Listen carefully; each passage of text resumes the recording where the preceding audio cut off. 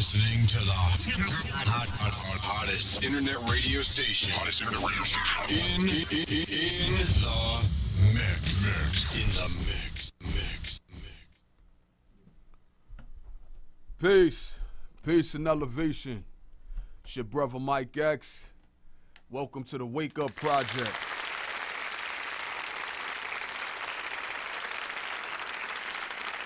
As we start the show, I want to quickly reference our mission statement for our podcast and for our group on Facebook under the same name and title, The Wake Up Project with Brother Mike X. This group has been created to give people of Black/African descent a venue where they can come to learn and to teach our people the importance of gaining and maintaining a strong cultural, spiritual, mental, physical, political, economic, and social consciousness, awareness, and practice as individuals and as a people. The Wake Up Project will not focus on the problems and what is wrong, but more importantly on solutions and what we must do ourselves to make things right for our babies and for our collective future. The Wake Up Project will not play a part in promoting any favoritism or blind allegiance to any narrow-minded, ideological, philosophical, and/or religious points of view. We are open to build with any and all who desire to contribute to a much-needed wake-up call to and for our people in the various Black neighborhoods across America.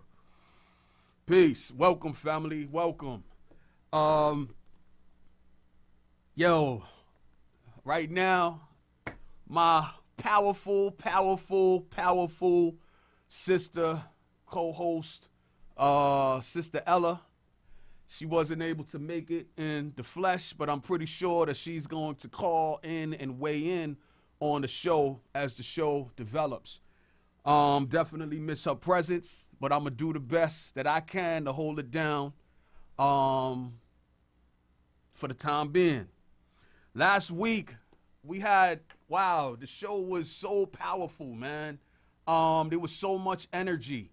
It was so much energy that we didn't even get to. I had a video I wanted to show. There were different talking points that I wanted to, to bring out to guide the discussion towards us, again, focusing on, what we have to do in our own lives.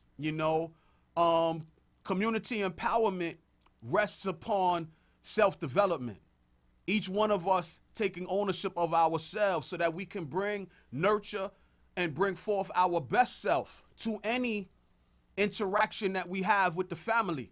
When you begin to commit yourself to being who you are destined to be, who you are being called to be, this will allow you to be able to magnetize, your thoughts, magnetize your speech, magnetize your presence, and attract positive interactions with other members of the family. It's no more time for us to be sitting back and waiting for movement to happen first on the outside so that then we can take our cue from that outside movement and then we start moving ourselves. Because if we sit back and wait for that, we run the risk of not getting that cue, and end up wasting our lives, this precious moment that we call life. But anyway, there was so much energy, so many calls that came through that, between myself and Sister Ella, I just was like, let's just run with it, and I appreciate every single person that called in to the show, last Sunday night, April 22nd. And I pray that, since we started, this is our 8th show, my YouTube subscriber list has been going up incrementally week after week. I pray that we will continue to bring that forth and build that as a venue that will offer light, that will offer hope, that will offer love and peace and purpose, to our people and any people of goodwill, So, having said that, I'm going to show a video today. I'm going to show the video that I was going to show last week. The topic of tonight's show is, what must we do ourselves to bring forth change and justice to our neighborhoods? What must we do ourselves to bring forth change and justice to our own neighborhoods? So having said that, I'm going to go into this video, and the video is only about 15 minutes long, and hopefully the video will give us some direction on where we're going to take this dialogue tonight. So having said that, we're going to go into the video right now, and after the video goes off, I definitely will positively and happily receive any and all phone calls, questions, comments. And like I said in the past, even if we got to get over this shy stuff, you know, we got to get over this shy stuff. And one of the things that will allow us to get over the shy, you know, that whole thing about we're shy. And a lot of the people who's telling me they shy, I know you not shy.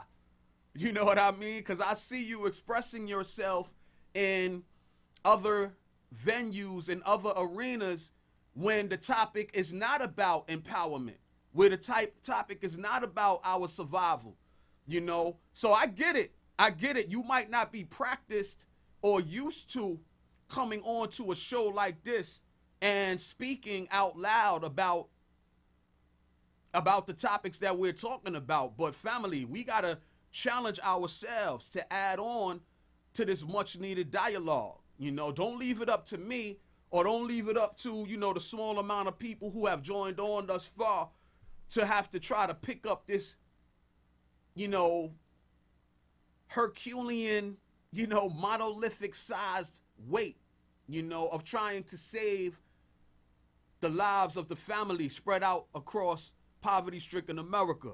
Don't just leave it to a few of us that have to do this by ourselves. You know, our good Sister Soldier, that's what I told you. I used to love Sister Soldier, man. Sister Soldier, man. I used to say to myself, one day this sister gonna be my wife, man. She was a powerful example of black womanhood.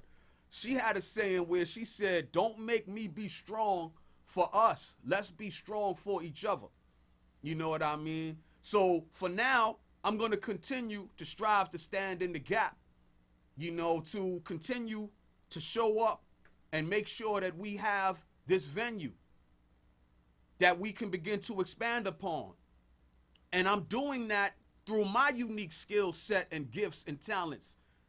But in order for us to grow this, other people are going to have to join on so that we can get to, you know, away from just talking about it to actually being about it.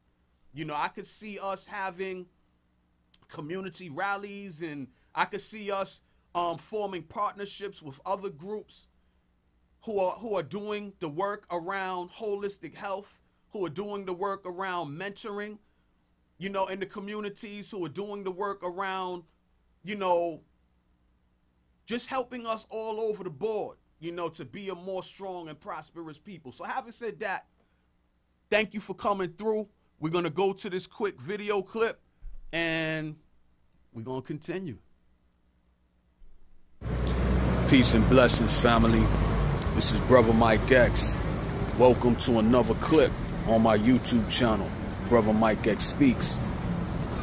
Today, you know, I just want to talk to you about, you know, specifically to, you know, the Black/African American family here in America. I just want to say that, you know, we got to recognize that we will never, ever become a valued or respected people in the society until we learn how to exercise, you know, true value and respect, you know, in and amongst ourselves as a people. And you know, commit ourselves to holding, you know, not only others accountable, you know, to what type of treatment, you know, they're going to send our way, but to also, more importantly, what type of treatment we are going to render, you know, to ourselves in these neighborhoods. You know, I'm standing right now in front of a new liquor store, you know, that just got opened, you know, here in the Northeast Bronx, in the 233rd Street, Baychester area. And, you know, in this area, there's already like 4 liquor stores. You know what I mean? And we definitely don't need another one, you know? But see, this is the type of system that we living in. We living in a type of system where they're not striving to help us to become educated.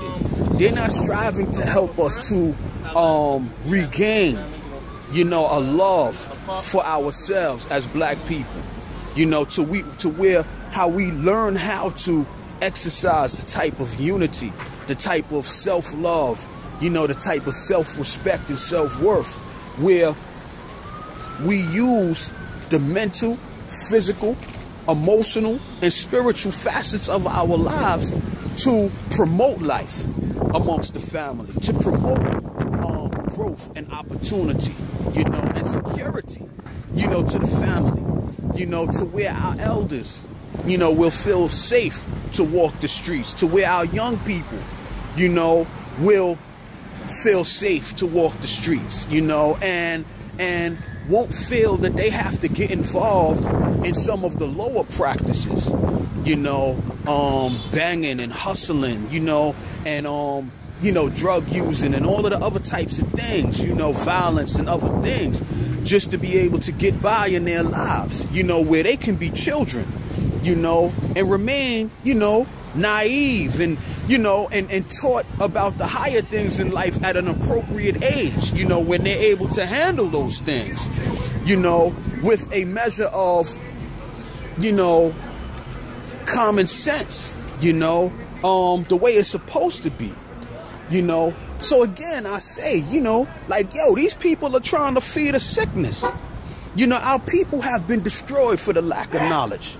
You know, our people have been taught self-hatred. Our people have been taught that they can do nothing about their condition in the society. So, you know, what happens is a lot of us try to alleviate the pain of being black, you know, of being ignorant, of being apathetic, you know, of watching our communities and our families being ripped apart. You know, we try to alleviate the pain, you know, by going to liquor stores, by going to the weed spot, you know what I mean, by going to the clubs, by going to the sporting goods stores, man, to, like, you know, try to escape being black, you know, through excessive materialism and things of that nature, you know. And you have these people, man, gainfully benefiting, man, from our sickness. Yo, I feel like, man, you know, this is just as important or even more important, man. We need to boycott this shit, man. We need to boycott this shit. We need to start, you know, weaning ourselves off of, you know, seeing ourselves as victims, seeing ourselves as disempowered, and feeling like the only way that we can make it by in this messed up reality that we're living in is to get inebriated, man, drinking alcohol. It's to get high as a kite, smoking weed. You know, it's to spend our very last dollar on the latest pair of Jordans. You know what I mean? And all of the other things that we do to try to escape the reality of being black in America. Like, yo, we need to learn how to become unapologetically black. And when I, you know, and when I say black and when I say unapologetically black, I'm not talking about unapologetically black, you know, from the lower spectrum, you know, based upon the stereotypes, you know, that society has made us believe is authentic black life. I'm not talking about being niggas. I'm not talking about being bitches. You know, I'm not talking about, you know, being savage and being thug and all of those types of things, because that's not authentic blackness. You know, that is a manufactured blackness. You know, that those who want to control us and keep us from rising in the society, they have tricked us through the movies, through the TV shows, through hip-hop, you know what I mean? The art form that once saved us and promoted unity and consciousness and pride in being black. They've tricked us. They've used that. They've taken it over, and now they're using that art form, you know, to make us believe that you know, to be gangster, you know, is authentic blackness. To be thug, you know, to be ready to rob and steal and kill your brother, you know, to sell drugs to your brother, you know, to pimp your sister, you know, that's authentic blackness. No, that's savage blackness. That's ignorant blackness. You know what I mean?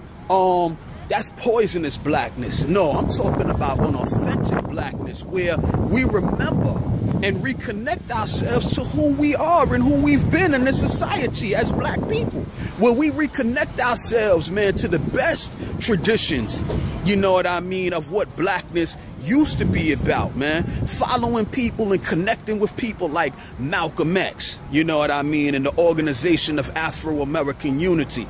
You know, reconnecting ourselves to the people and the traditions like Dr. Huey P. Newton and Bobby Seale of the Black Panther Party for self-defense. You know, doing our history and reconnecting ourselves to the Honorable Marcus Mosiah Garvey, you know what I mean, and his Universal Negro Improvement Association. You know what I mean? One of the strongest black organizations that ever existed. You know, reconnecting ourselves to principles and standards that make us stand up strong and proud as black men.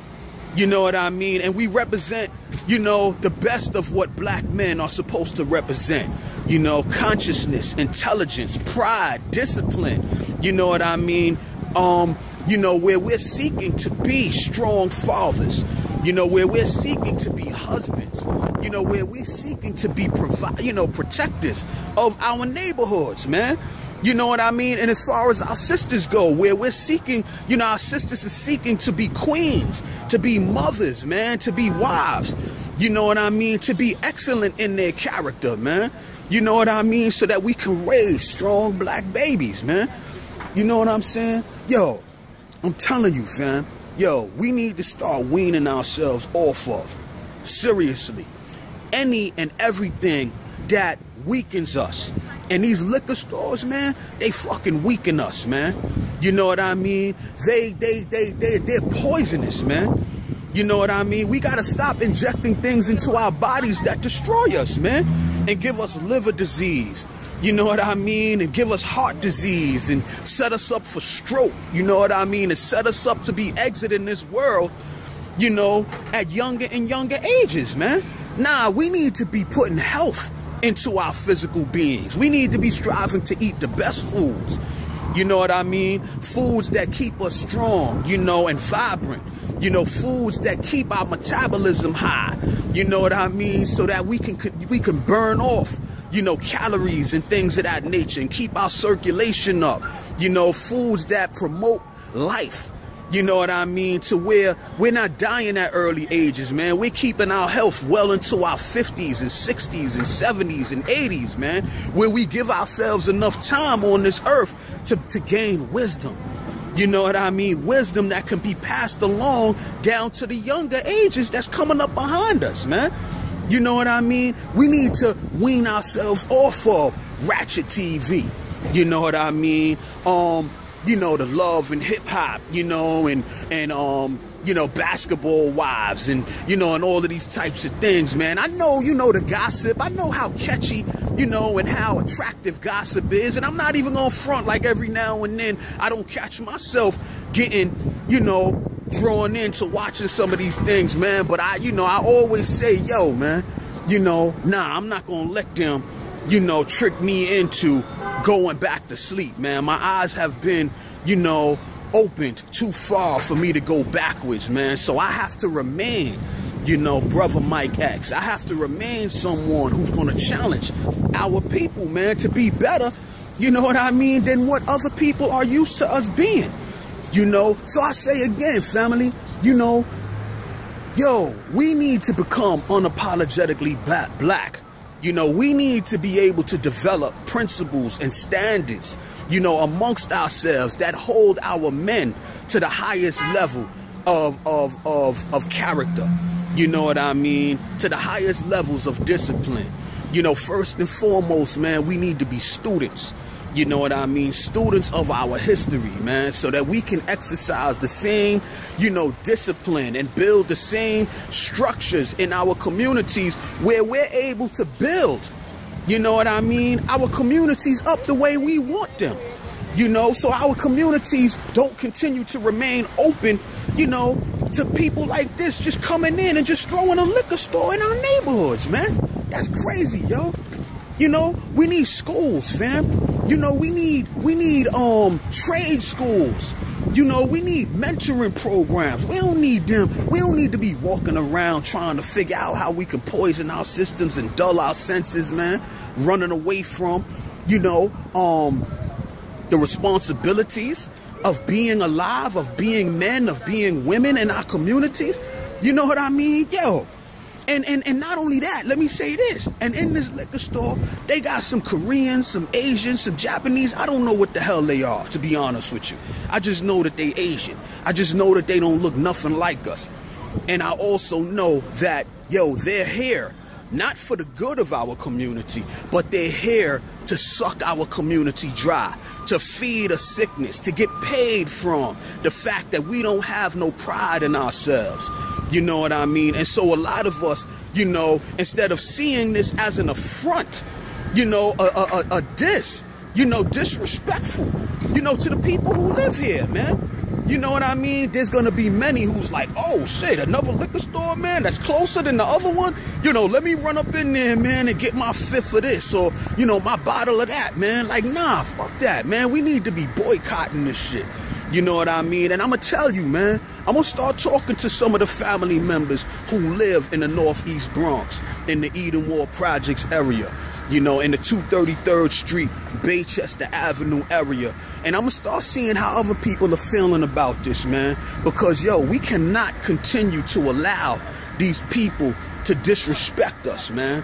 To where 99.9% of the businesses are owned, you know, and controlled and dominated. The economy, the local economy of black neighborhoods is owned, controlled, and dominated by foreigners, man. Yo, people who don't live in our neighborhoods. You know, you go to a Jewish community, you know it's a Jewish community because they control everything in it. You go to Little Italy, you know it's an Italian neighborhood because they control everything in it. You go to Korea, Little Korea, you go to Chinatown, you know that these things are owned and controlled by those distinct racial ethnic groups because they own and control everything in it. So why, when you come to the black neighborhoods, man, you know, if you don't see, you know, black people in significant numbers, you wouldn't even know it's a black neighborhood because we don't own nothing or control nothing in it. And then we wonder why, you know, we can't rise as a people. You know, Malcolm said a long time ago, he said, I hate to say it about us, but it's true.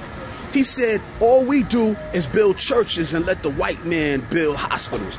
All we build is churches and let the white man build factories. All we build is churches and let the white man build schools. And then we wonder why our people are diseased and unemployed and miseducated. You know what I mean? So, yo, family, yo, please take seriously what I said today, you know, and I'm guaranteed, you know, I'm willing to bet that if you live in a black neighborhood, that the same conditions that I'm describing right now, you're going through yourself. So I gotta go, man. I'll check you later. Those was calls coming in? There was only one call. Oh, okay. All right, we back. Peace, peace, peace and elevation, family.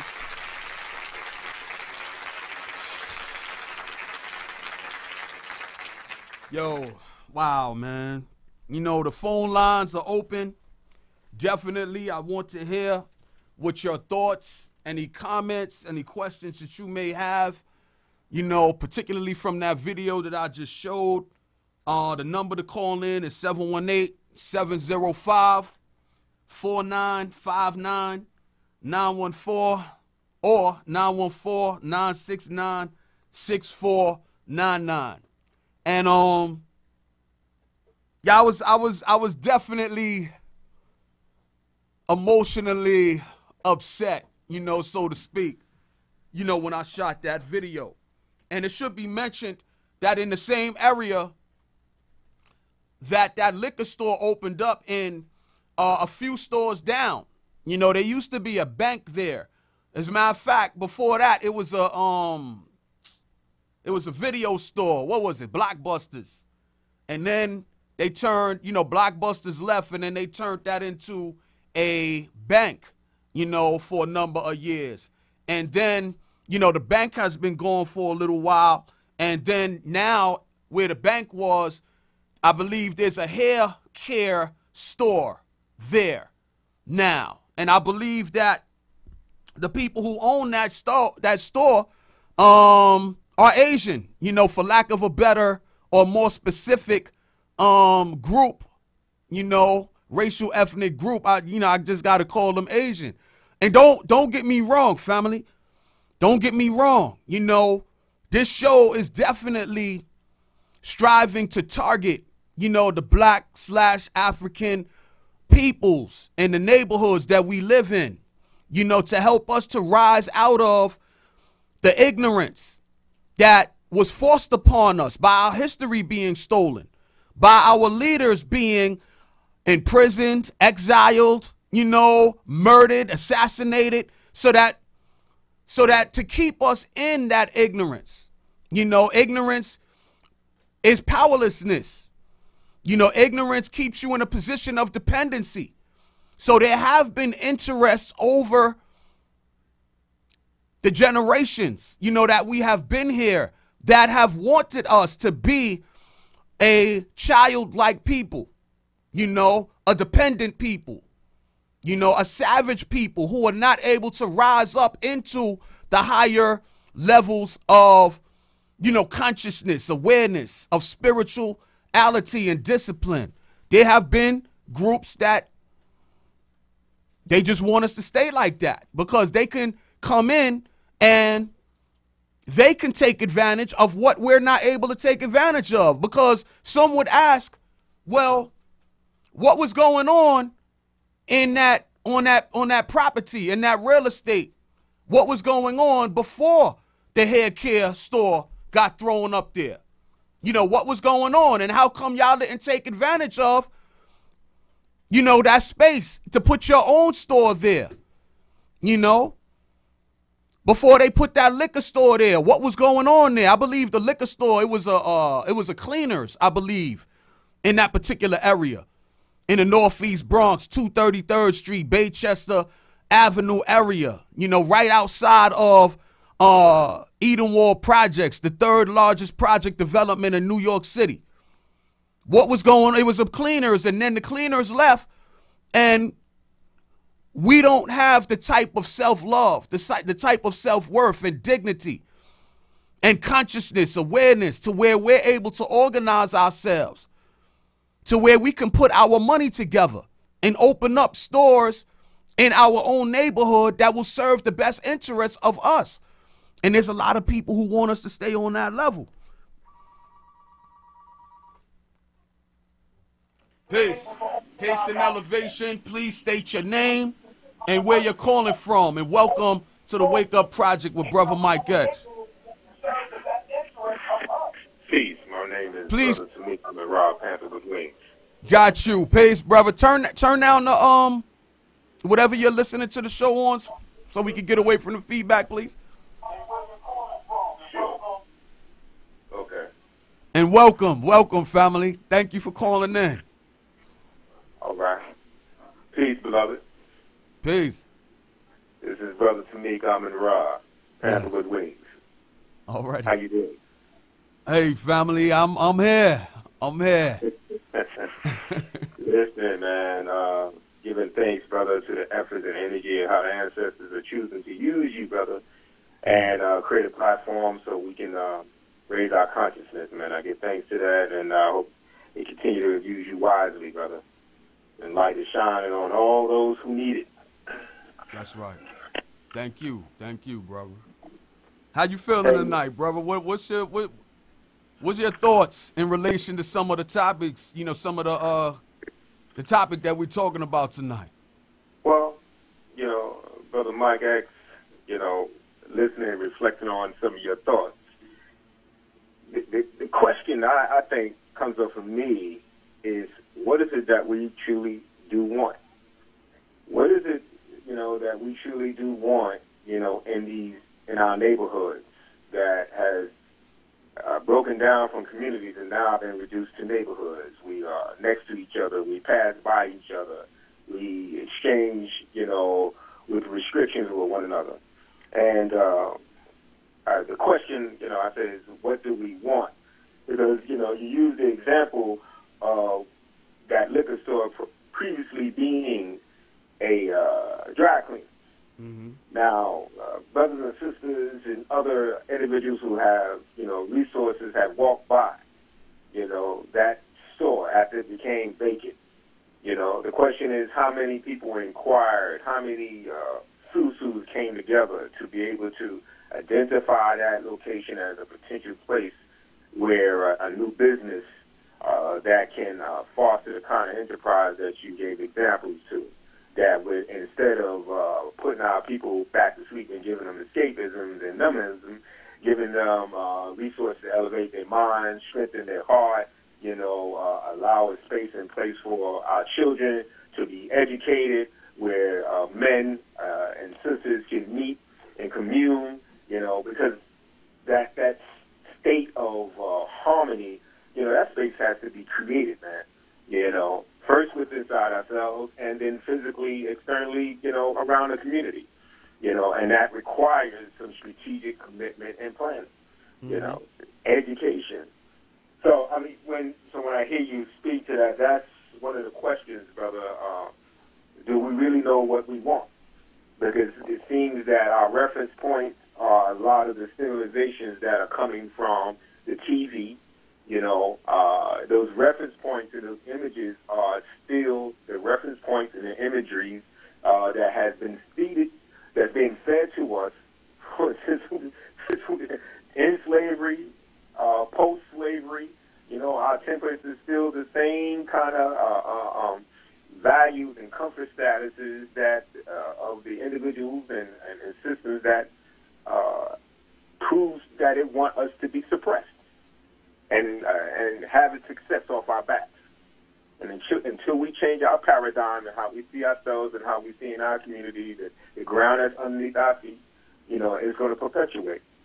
So I think we have to break a mold and shift our paradigm to really get to a place. What is it that we really, really want? And if what we're grabbing for, what we're trying to obtain, is it still the reference point of that system that is oppressing us? Because we will claim and get something that's going to continue to perpetuate our condition, even though it'd be comfortable at it. So those are some of my thoughts right now, brother. Thank you. I appreciate you, brother, pouring into yourself over the years to where, like attracts like, real will always recognize real.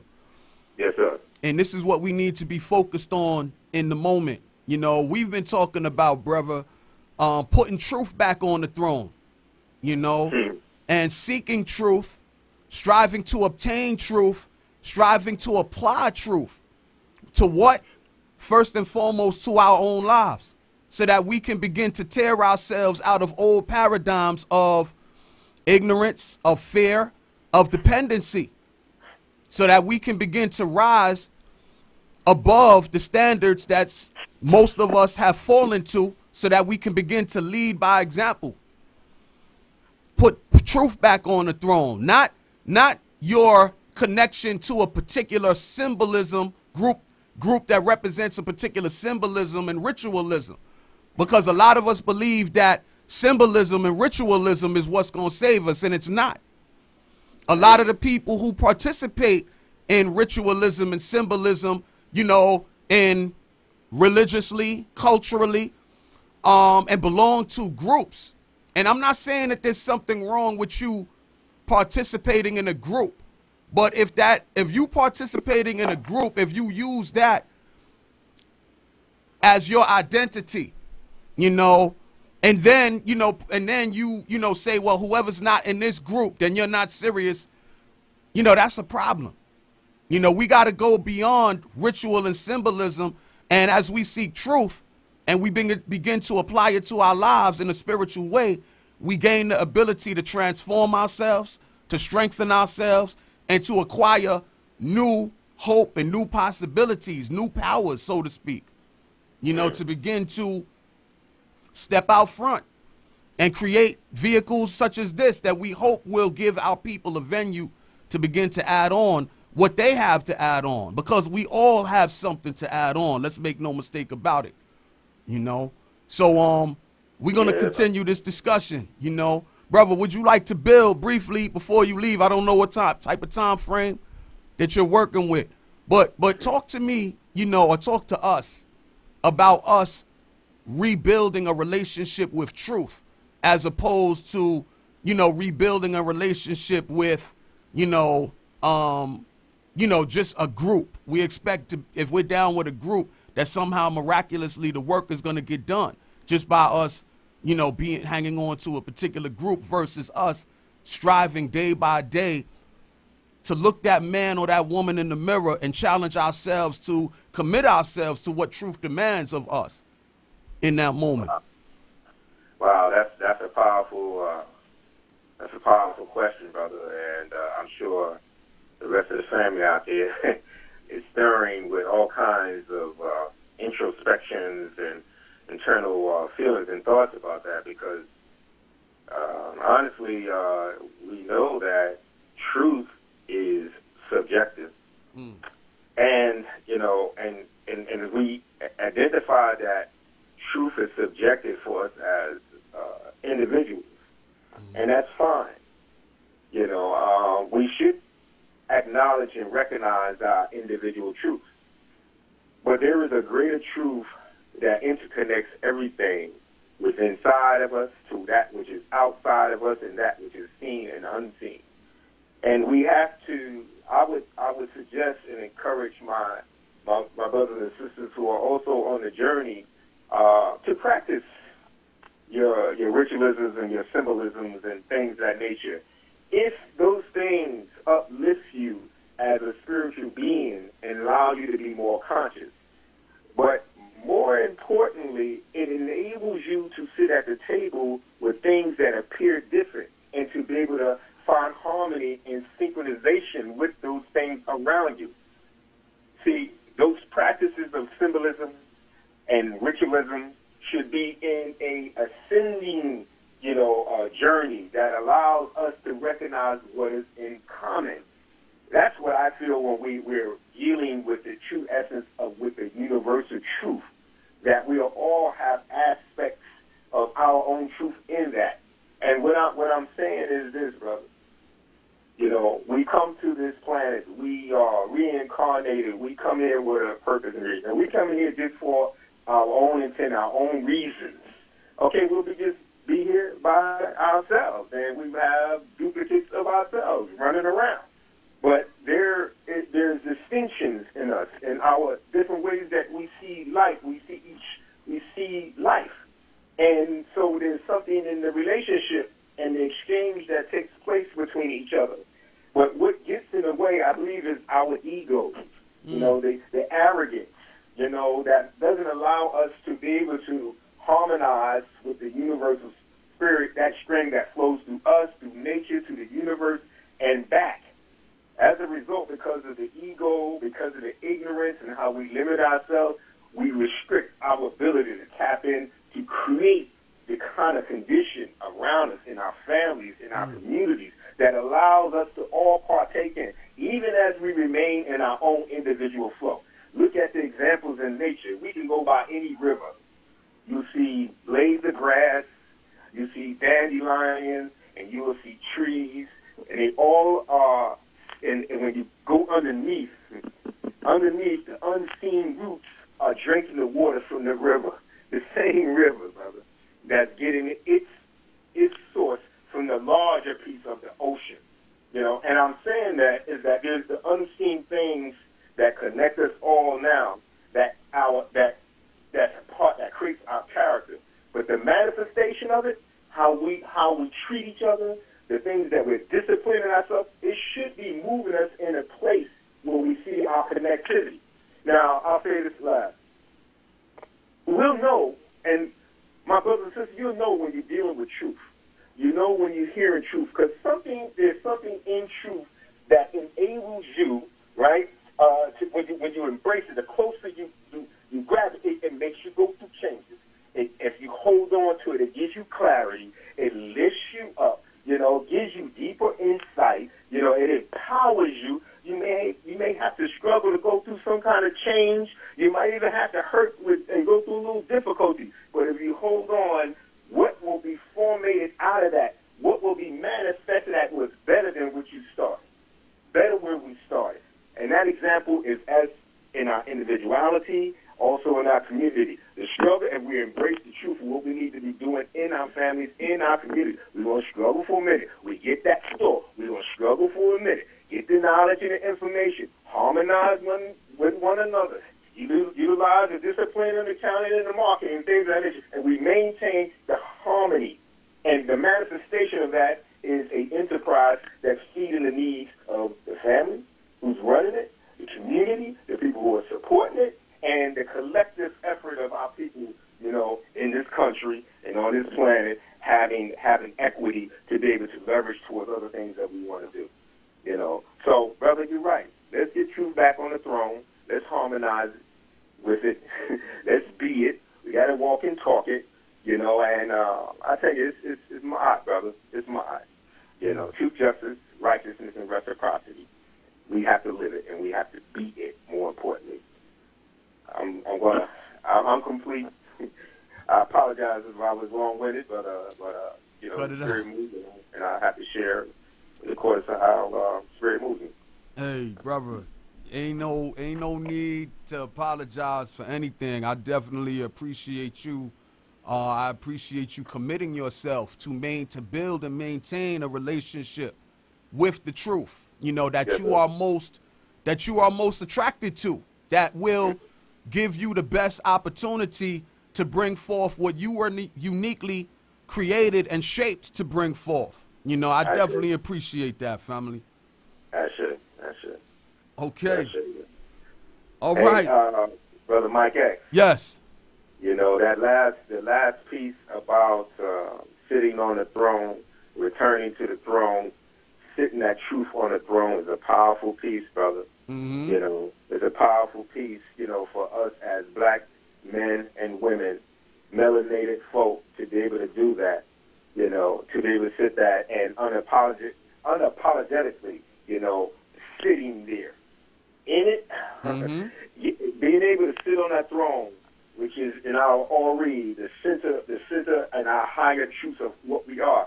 To sit in that space commands the power, man, to be able to maneuver around things, to see things clearly, to call upon things at will, and people say, well, what is this brother talking about right now? Think about it.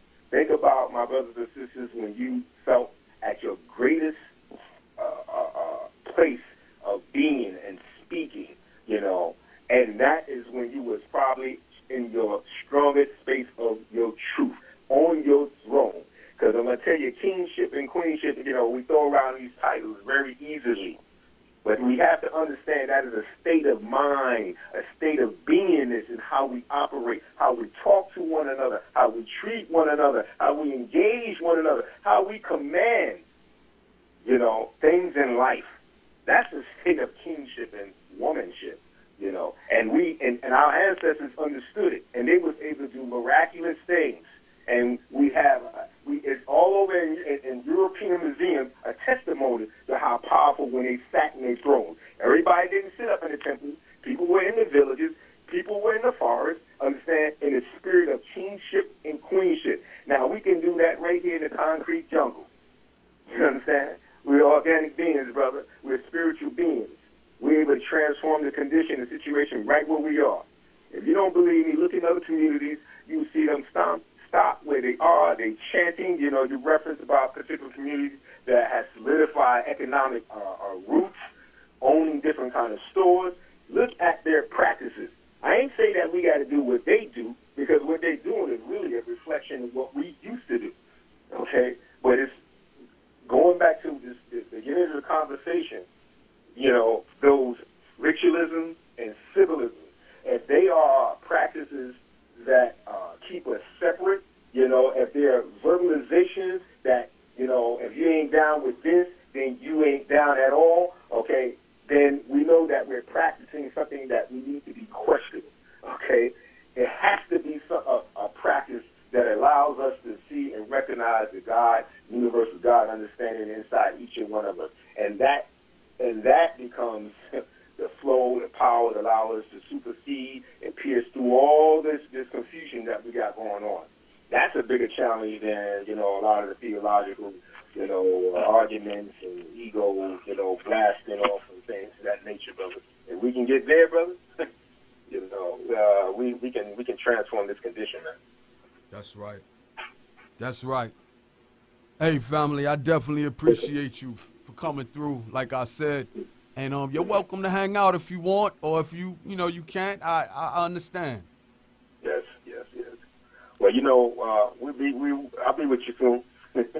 Already. I'll be with you soon, beloved. Already. All right. Have a great and elevated, powerful evening, family. All right now. That's it. All right. Peace, family. Peace. All right, family. The number is 718-705-4959 or 914-969-6499. Now, let me give you part of how I think. And I think I've referenced this, in some of our other shows. We're on our 8th show.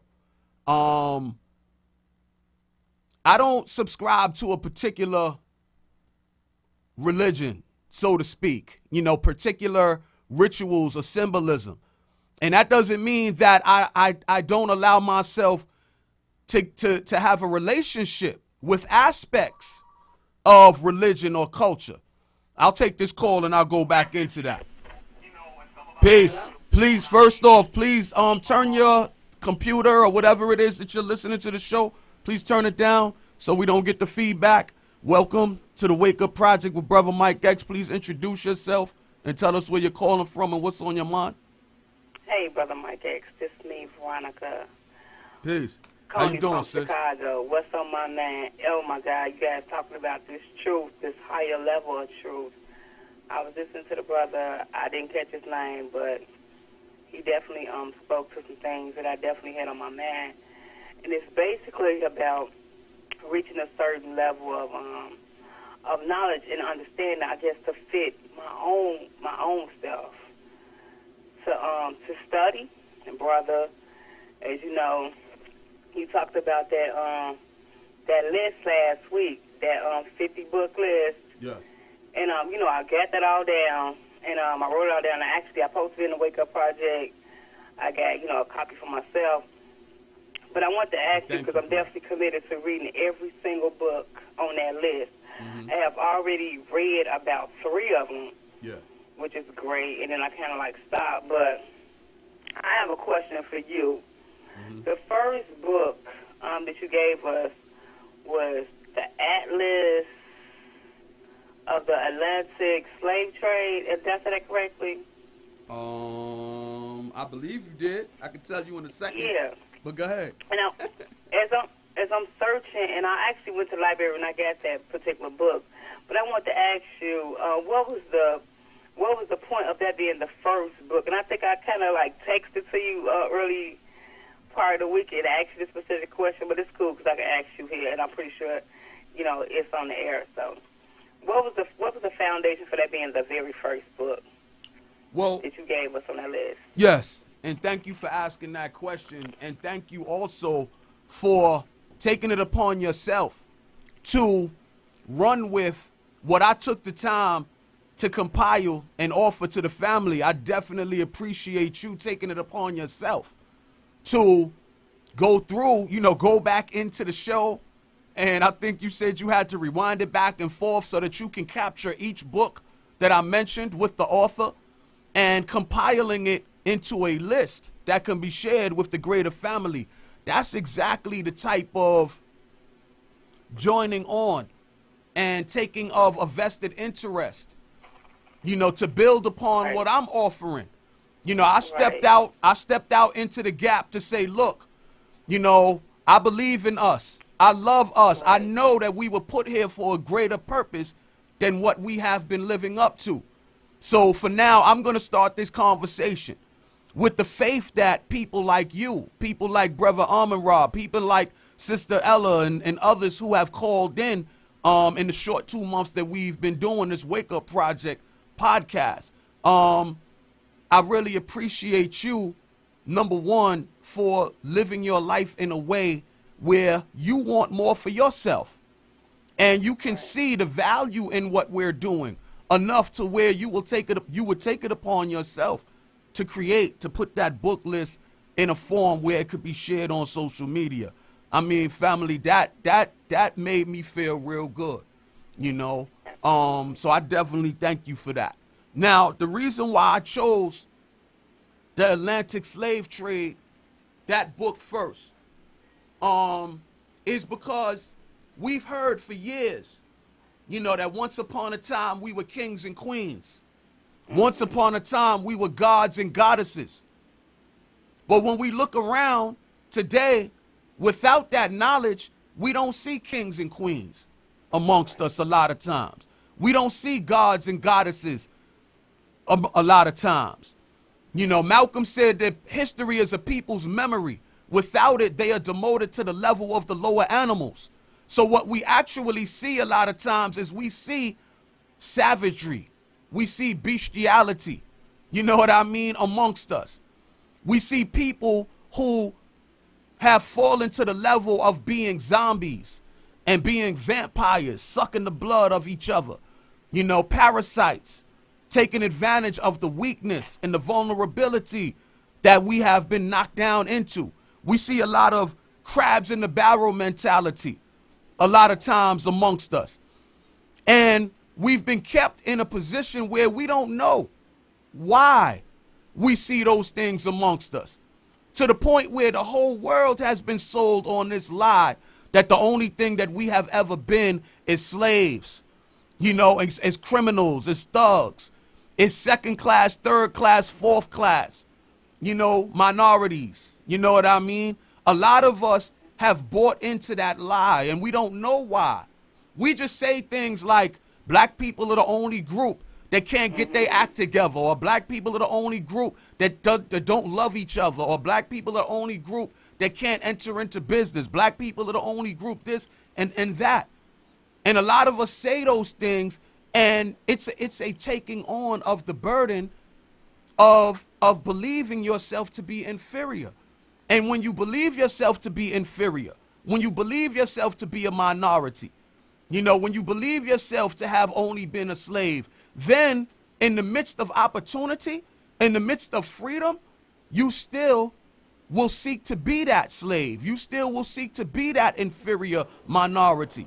It's like Dr. Carter G. Woodson and his book, The Miseducation of the Negro. He talked about we've been conditioned to go to the back door of society. And if there is no back door, we will seek to cut a back door for ourselves because we don't believe ourselves to be great. Now, how do I tie that into why I chose that book first? I chose that book first because that book helps to highlight one of the most damaging occurrences that has happened in our sojourn throughout time, that has separated us from our kingship, our queenship, you know, our godliness, so to speak. You know, that particular book, that Atlas of the Transatlantic Slave Trade, it doesn't just talk about the so-called African-American population. It doesn't just talk about Haitians. You know, it doesn't just talk about West Indians. It also talks about, you know, our family, our Spanish-speaking family, you know, in the Dominican Republic, in Puerto Rico, in Cuba. You know, it also talks about how, and we think that slavery was something here in the United States. Well, what about our family down in Brazil? You know what I mean? It helps, that atlas, it talks about how slavery itself, it spanned, you know, a few hundred, 400 to 500 years. And it was a war of imperialism that was being waged between England, France, Spain as the major groups. And then there were, you know, minor groups like Portugal, like, you know, and many others. And it helps us to see how this large disconnect of the sons and daughters of Africa, so to speak? How did it come about? You know, how did it come about to the point where we're maintaining our own division, you know, through tribalism, you know, a hurtful tribalism where we visit, you know, we visit ill will upon one another, you know, through those customs where, you know, where speak English, you know, or you go to another country, you know, you put yourself in jeopardy, you know. The ghost of Willie Lynch is still in full effect. And we carried it, even though, you know, slavery itself may have been ended, you know, 100 years ago, 140 years ago. A lot of us are still carrying on that trauma, that disconnect, you know, even today. So the reason why I chose that one first is so that we can recognize and realize that something horrific happened to us. We were hit upside our head. We were, you know, ripped apart to where a lot of us, man, we can't go back past a few generations, you know, of our history. And we don't know, you know, why we have, you know, such, like I said, division, self-hatred, and fear. This was bred into us. Yo, so I picked that particular book for that reason, you know. And some people would say, well, why don't you start in Africa? Why don't you start with the great kingdoms? You know, why don't you start with Chancellor Williams, you know, and his destruction of black civilization? Why don't you start with the work of Dr. John Henry Clark, you know, that is rooted a lot to demystify what was going on in the African continent, in the great African empires before the European conquest of imperialism invaded Africa. Why don't you start there? My particular viewpoint on that is it's too far a jump for us to go from seeing ourselves as, you know, the N's and the B's of the world, second-class citizens, you know, to go back that far, you know, to start. And that's just my personal point of view, you know. Yeah. And there are others who don't see things in that way. They would start back there. But I would think, you know, first you got to get a primer, you know, a primer to see how horrific we were treated and what was done to knock us down and tear us apart. And it does engender, when you begin to read that type of material, it makes you mad. It makes you angry, you know. And there are a lot of people amongst us who say, yo, I can't read that book. It's going to make me mad. I can't look at that movie. You know, Nat Turner. It's going to make me angry. You know, family, sometimes you need that anger to separate yourself from living down to a standard that is beneath your humanity. You know what I mean? So sometimes you need to get angry. And those who say that I don't want to get angry are the ones who by default are saying they're going to allow themselves to continue to exist in this abusive relationship that we've been living throughout time in this country particularly, and also around the world, that separates us from our godliness, that separates us from our Creator. So if we don't take acknowledgement of what happened to us, to knock us down and to break us apart from where we used to be kings and queens and we used to be gods and goddesses, if we don't take acknowledgement of how we were knocked down to the level that we're on, if we disconnect ourselves from that knowledge, like Malcolm said again, history is a people's memory. Without it, you are demoted to the level of the lower animals, you know. And animals, you know, I haven't seen too many of them lately, but how many times we've seen those tearjerker commercials, you know, that come on a lot of times like 2 in the morning with the sad music and save the animals. You know what I mean? You know what I'm talking about, those commercials. You know, donate this amount of money. You know, when you see the animals being abused, you know, held, you know, let's save them, please donate. Why do the animals need that type of fund to be created? Why do they need that type of intervention to be made on their behalf? Because they don't have the higher capacity of thought that we have as human beings, as children of the Most High, who are able to seek truth and apply truth so that we can strategize, so that we can decide, you know, that we're going to live life on a higher level. But like we said in the last show, a mind is a terrible thing to waste. And a lot of us have been taught, and we believe that, you know, for you to seek to be educated is you seeking to be white, or you seeking to be other than yourself. A lot of us have grown to believe through manipulation that the best that we can ever aspire to, man, is being second class, is being thugs, is being criminal, you know, as being, you know, the niggas and the bitches, pardon me, you know, but pardon me for those who might be offended by me saying that. But a lot of us say worse than that, you know, every day in our whole life. So, you know, don't act like you offended because I just said that. You know what I mean? So that's why, family, you know, that's why I chose that book as the first book, you know, to make us decide, or to help us to decide that I'm not going to live life like that anymore. You know, I've been tricked into living or to participating in my own self-defeat.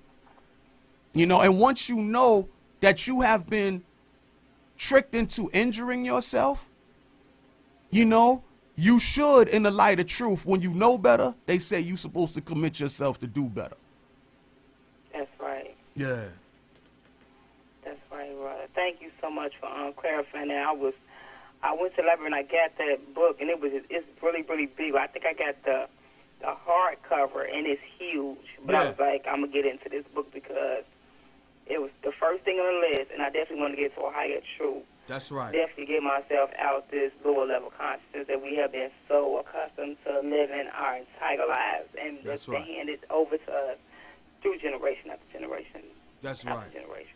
You know, family. Anyway, I want to put this out there, brother. I hope you don't mind. No, go ahead. But if anybody on the line, if you want a copy, because I do have a PDF form, I can send it to you. If you could put your email in the comment section, I can definitely send it to you. And for the future, if this podcast, if somebody here and you want that list, brother, could they put their email under your link, under YouTube link or something, and put 50 books so we can check that and send them a copy? Hey, family, anything that you're willing to commit yourself towards helping to bring forward, let's get it. Let's do it. You know what I mean?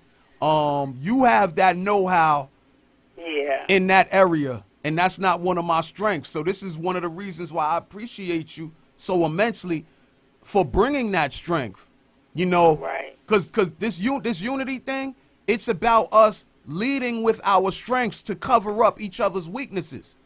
Right. This unity thing, let me say that one more time. This unity thing is about leading with our strengths so that we can cover up each other's weaknesses.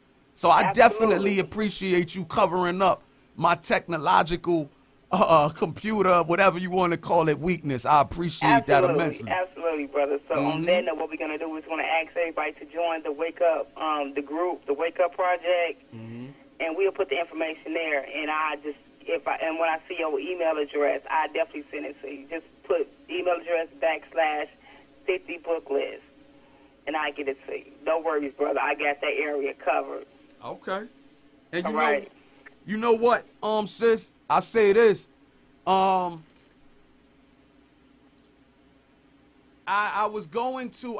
intended to add another 50 to that, and I probably will. And it's not even probably will. I will. You know, we're gonna create a comprehensive book list over time. Okay. You know, some of us are not just students, but some of us are, you know, book collectors. You know, we go after this knowledge hard body, you know, because we know that we look at it in a spiritual way. Getting back to what Brother Amara was talking about with the truth. The truth, I believe personally, that's what I believe. The truth is God. The truth is the creator. And the truth, to use a particular religious term that some people use, the truth is, you know, omnipotent, all powerful. The truth is omnipresent, everywhere. You know what I mean? The truth is omniscient, all knowing. And we were made in that truth. Our souls, our spirit that inhabit this fleshly body is a small droplet of that truth. It's just like when it rains. The rain is made up of the same elements that the mighty oceans are made up of. But it's just a small droplet. But it's comprised of the same, you know, elements as the mighty ocean is. It's just in a smaller form. A lot of us, we are children of the Most High in the spirit, you know, of truth, of consciousness, you know, and we have an opportunity to begin to relate ourselves to that omnipotence, to that omniscience, all knowing, to that omnipotence, all, you know, powerful, all power. We have an opportunity to relate ourselves to that omniscience, that all knowing. We have an opportunity to relate ourselves through the seeking of truth to that omnipresence. The more truth we begin to know and begin to practice and begin to relate ourselves to, the closer we become with the Creator that put us here for a specific reason. The problem is that most of us don't believe in the seeking of truth. So we don't.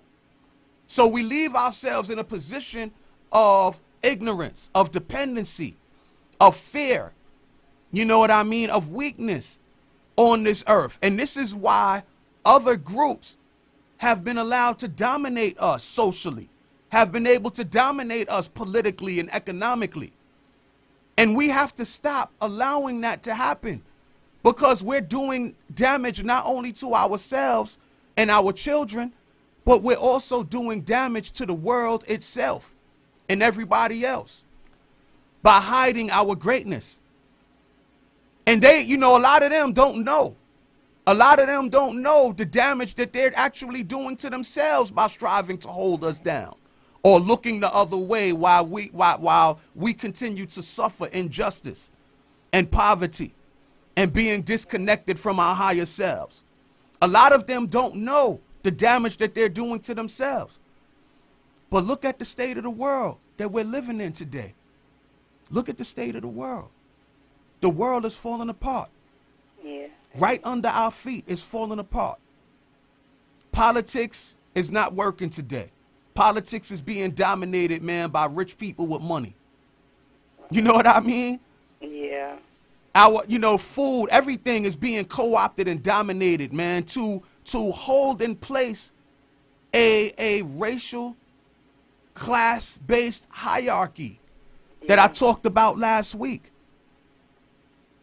That you know, it cannot continue. Something catastrophic is on the way if we don't put truth back on the throne, all of us, and begin to seek truth in our own individual lives so that we can show up in a growing strength as we level up, degree by degree. Truth comes in degrees. Truth also has branches. Some branches are most near and dear to specific, you know, again, racial, ethnic groups, but it's still truth. Yeah. It's still truth. I want all of the truth. I'm a truth seeker, you know, Right. and I've been a truth seeker for the last 27 years. And I will continue to strive to be a truth seeker as long as I have life in this body. I'm going to continue to strive to level up as I grow in consciousness. And I strive to share this with anyone. See, because this is what it is. And let me just make this point, and then you can make your last point if you want, and you can hang out, or you can, you know. Yeah, go ahead, Mike X. So this is the thing. When I first was awakened, you know, back in the early 90s, of course, I was angry. I was very angry. You know, I was made known that there's a system of white supremacy, of white skin privilege, of racial, ethnic class hierarchy. Like I said last week, if you're white, you're all right. If you're brown, stick around. If you're yellow, you're mellow. But if you black, get the hell back.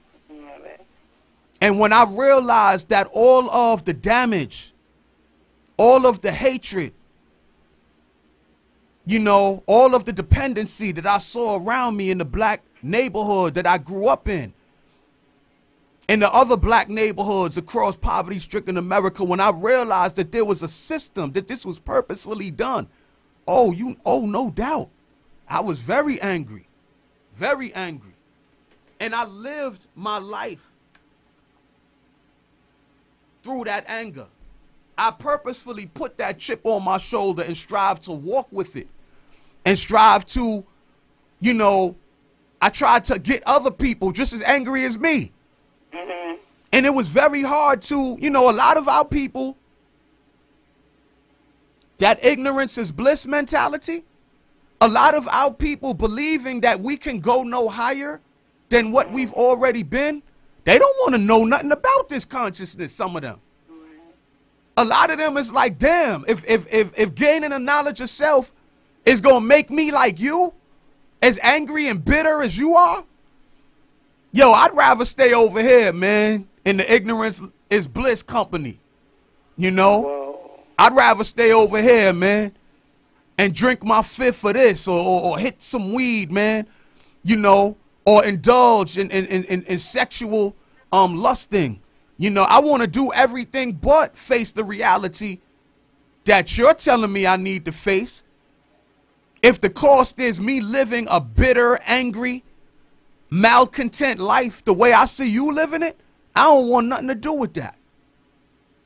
And this is what I say to some of my family that I see who are in the midst of, in the throes of that anger, that bitterness, that frustration, that stress at a system that shows no clue that is willing to change or that is willing to reparate you, repair you, to stand you back up on your feet. And you're caught in living a life focused on that system that destroyed you, that's trying to keep you from regaining your footing. If you focus on that, man, it will destroy you. It almost destroyed me. It came a point in time with all of the good work that I was striving to do in my neighborhood, in the Northeast Bronx, in the Edenwald Project area. You know, I had ran for the school board and won a seat on the school board. I had become the TA, the Tenant Association president, for a brief time in the projects that I grew up in. You know, I was going to the community board. I was striving to relate to my neighbors, and we had formed a group called the Open Mind Association. Long live the Open Mind Association and the noble souls that attempted to join on to the Open Mind Association. You know, some of them are no longer here, man, in the physical, but you'll always be here in my heart.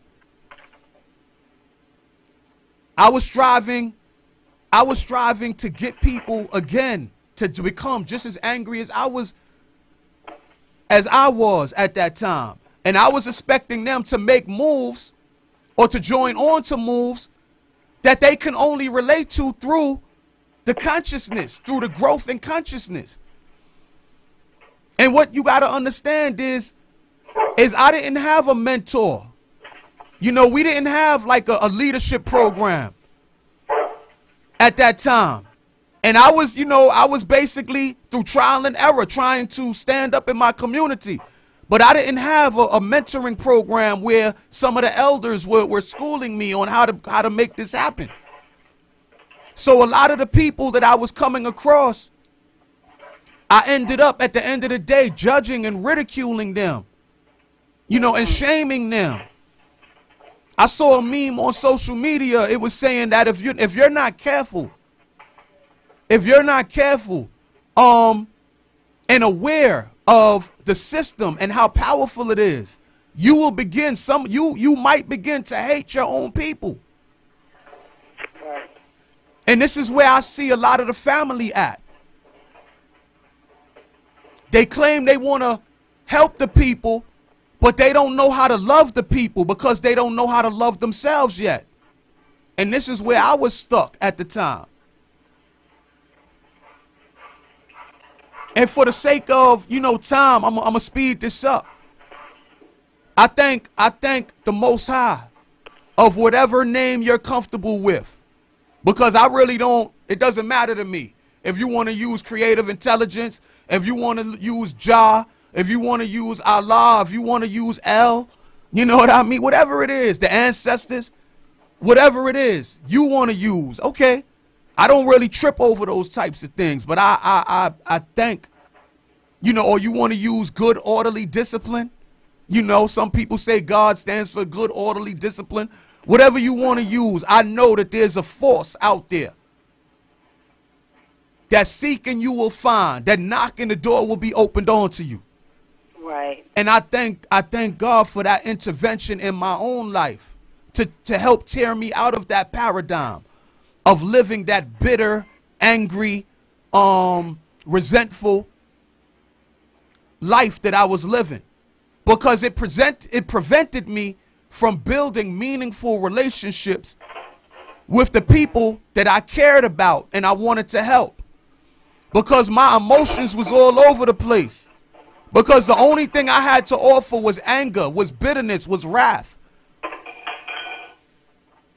It was hard for me to build the type of unity that I really wanted to build. It wasn't until I realized that energy flows where your attention goes. And and to help yourself to gain a measure of freedom to where you can do some positive building, you have to focus on opportunities instead of problems. You have to focus on learning to love instead of dwelling in hate. You know what I mean? Right. And that's the journey that's the journey of spirituality or spiritual transformation. Now, this is the last thing I want to say on that particular point. Hitherto, if you asked me what I was, I would tell you I'm a black power advocate, or that I'm a black nationalist. Mm-hmm. And that I believe, my consciousness existed around the premise that if we unify ourselves as a people, we will be able to use the power of our unity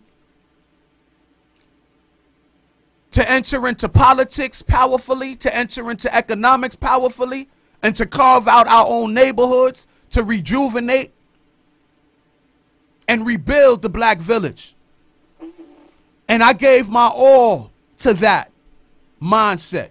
But this is what the problem was and is with that mindset. A lot of our people don't agree with that mindset. A lot of our people have not committed themselves to existing under that same belief system. For us to get to that same page that will allow us to organize ourselves. So a lot of the people who are waiting for a monolithic awakening of our people, they're getting older and older and more bitter and more resentful. As they get older and they don't see nothing happening, they're stuck and they're not able to move because they're striving to live life from the outside in instead of the inside out. It's only through putting truth back on the throne and seeking truth and striving to apply truth to your own life that you can begin to move as an individual, no matter who is with you. That is the power of seeking truth. That is the power of striving to live a life of spirituality, where you're seeking the truth, no matter from what angle or from what particular culture or so-called religion or ideology or philosophy. Your life, your mind is the filter.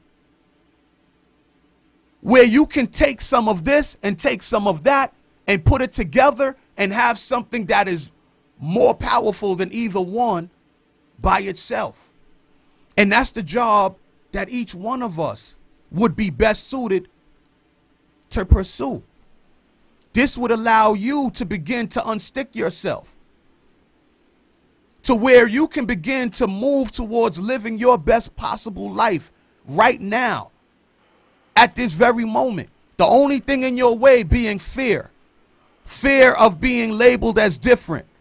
Fear of people talking about you like yo, what's wrong with him? Or how come, you know? Fear of people saying to you, man, yo, who the hell you think you are? You a nigga just like me. Get your behind back down in here in this barrel with me. How dare you think that, you know, that you can change your reality? How dare you want to enter into business? How dare you want to, you know, open up a school? How dare you want to start a podcast talking about you going to elevate the discussion? Right. But if you are committed to seeking the truth and applying the truth so that you can become one with the truth, the only thing that's stopping you, family, is fear and procrastination. And this is the type of life that we need people to begin to live right now and to join on to this empowering discussion so that we can, in pursuing our strengths, we can cover up the weaknesses around the table. That's right. Together, we are mighty when we know how to organize ourselves and to join on with one another and begin to find great joy in encouraging the best in each other. That's when we're going to begin to change and improve our lot in this world. But family, I didn't mean to hold you on, but I some of these things need to be said. So I definitely wanted to get those things out. But do you have any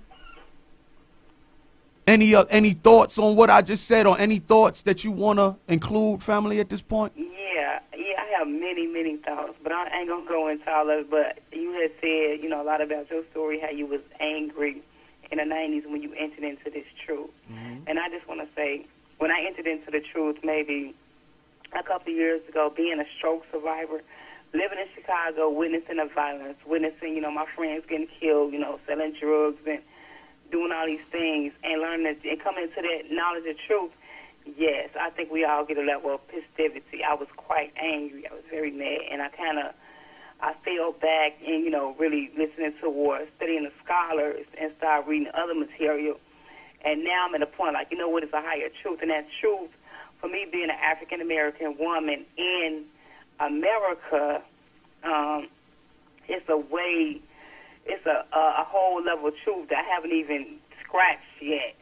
And I'm definitely reaching to that higher truth. And with those 50 books, brother, I just really thank you for taking the time to jot those down, because those are important. And I can't stress enough the importance of learning our narrative and where our truth comes from and being told by them through the mouths of the people that look like us.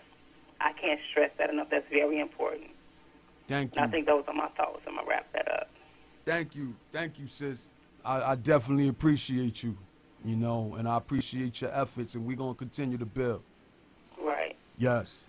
The All right, number, say peace, brother. peace, sis. The number, we got 36 minutes left and counting, family. I appreciate those who are hanging out on the Facebook Live. I appreciate those who have called in. It's all about us. It's all about you. It's all about us. Beginning to build a relationship with higher truths. Let me say this also about truth. Truth is a great unifier. You know, truth can unify us not just in the present, but truth can unify us across space and time. Because the truth is the same today as it was yesterday. And the truth will be the same tomorrow. Through seeking the truth that Martin Luther King, you can grow into a reflection of Martin Luther King. And we need Martin Luther King here at this day and time. But let's not get it twisted. Martin Luther King that was assassinated on April 4th, 1968 is not coming back in the physical and who he was at that time. But Martin Luther King can come back through you. If you relate yourself to the truth that motivated Martin Luther King to strive to be who he was, again, you can reflect the power, the vitality that he represented. We don't have to just settle for being ancestor worshipers in word, you know, in profession, in lip profession. If we really believe in the ancestors, we can begin to relate ourselves to them through the seeking and application of truth. And what brings our life value to our life is we bring a contemporary perspective and ability to what they was looking at in 1968. We can upgrade it to 2018 and use the same truth that motivated them to do and be as dynamic as they was in 1968. We can use that same truth to make ourselves dynamic in 2018. The truth that Malcolm represented, the truth that Elijah represented, that Huey P. represented, the truth that Marcus Garvey represented, the truth that Fannie Lou Hamer represented, the truth that Shirley Chisholm represented, that Ida Well Barnett represented, that Queen Nzinga represented, Denmark Vesey, that Booker T. Washington, W.E.B. Du Bois, Paul Robeson, the truth that Khalid Abdul Muhammad represented, the truth that these great ones fed upon, that inspired them to be the great people that we worship today. That same truth is accessible to us. There's nothing standing in our way, man, from relating ourselves to that truth and using our life and our contemporary ability to apply that truth to right now as we move forward. That's the value of our lives. They did what they did to give us the chance to stand upon their shoulders. They did what they did with the hope that they would not be forgotten. Somebody call me, man. This is what it is. So let me tell you a story right quick.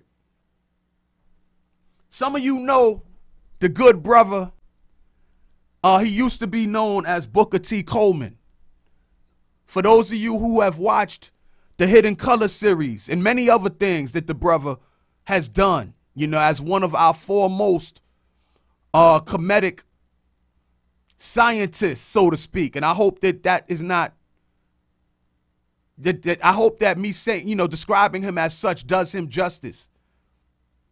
You know, I know him personally.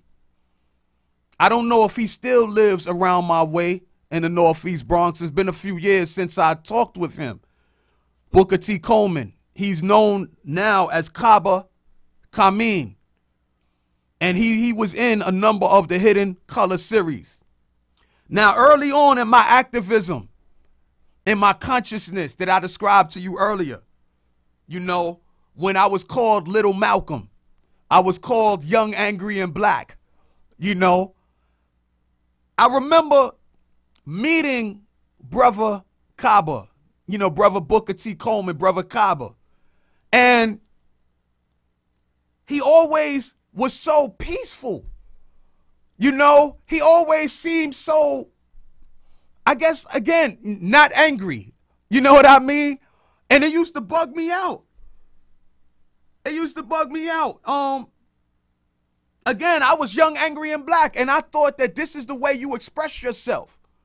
You know, if you wasn't angry, if you wasn't black, you was a sellout. You know, some of my family today, they call it being the sheeple. They call it Negro peons. You know, they call it being a coon. And, you know, Uncle Tom was one of the old ways of saying it.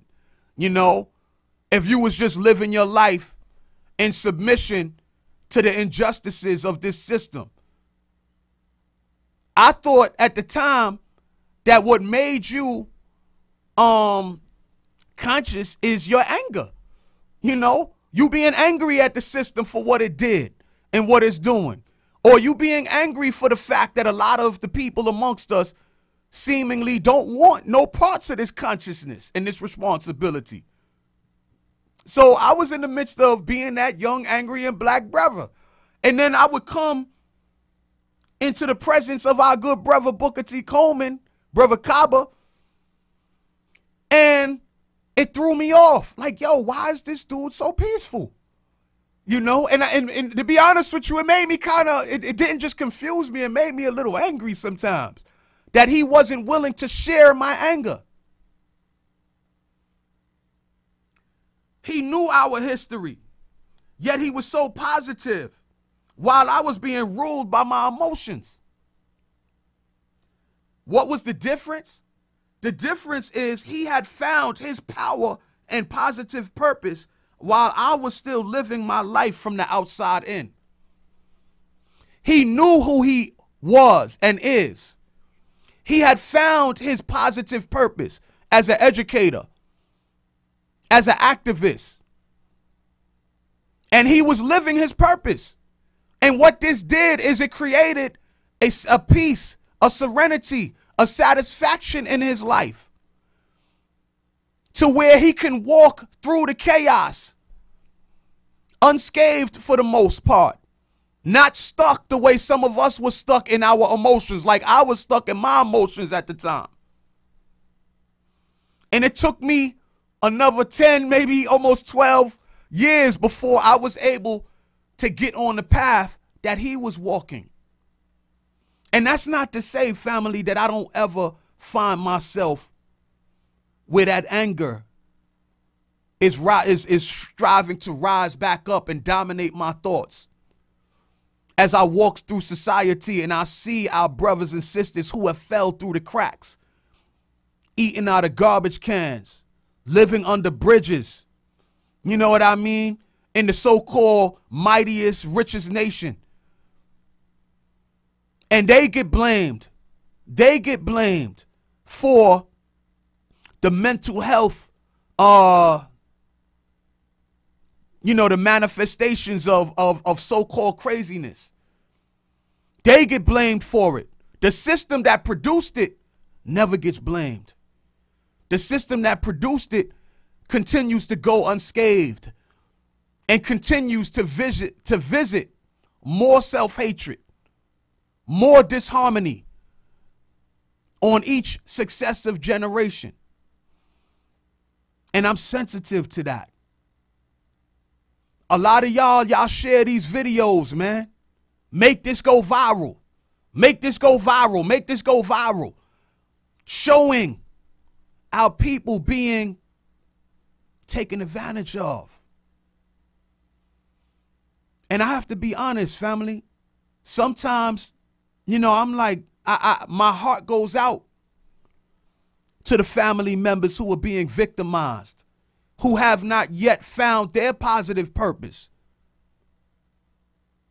But the most effective thing I know that I can do about it to help what they're going through is I have to gain and maintain mastery over myself.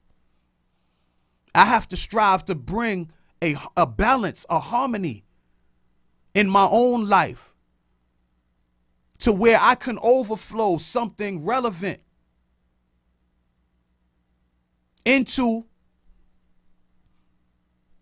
the lives of those who I have an opportunity to touch. I can't give myself over to emotional chaos and anger and frustration and bitterness, because that's being reactive. That's not being proactive. And I know that it's more powerful to be for something than to be against something.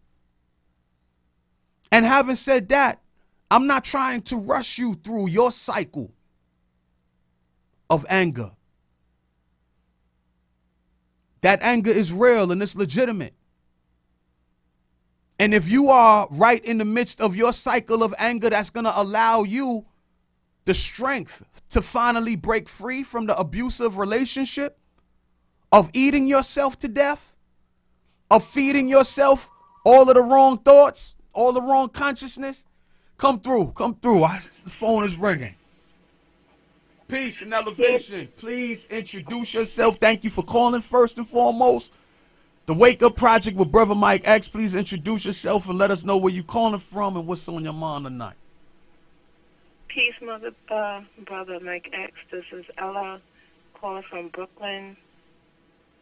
I was trying to get through the other line, but I had to get the Yonkers number because I have the 718 number stored in my phone. So I was trying to call through Thank you for calling. Be a part of the conversation. Thank you, sir. So in calling, I got lost in the conversation, but I don't know if you were on any particular place, but I was calling in trying to fill in about truth. Mm-hmm. And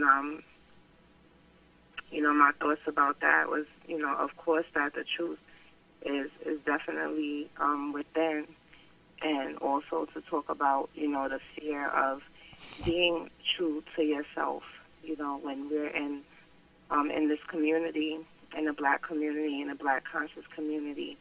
I was having this conversation earlier, and I know that you and I had this conversation also. When you get to a certain point where you are in that stage of, I call it the black power stage, and angry, and, and feeling, deprived and stepped on and things like that.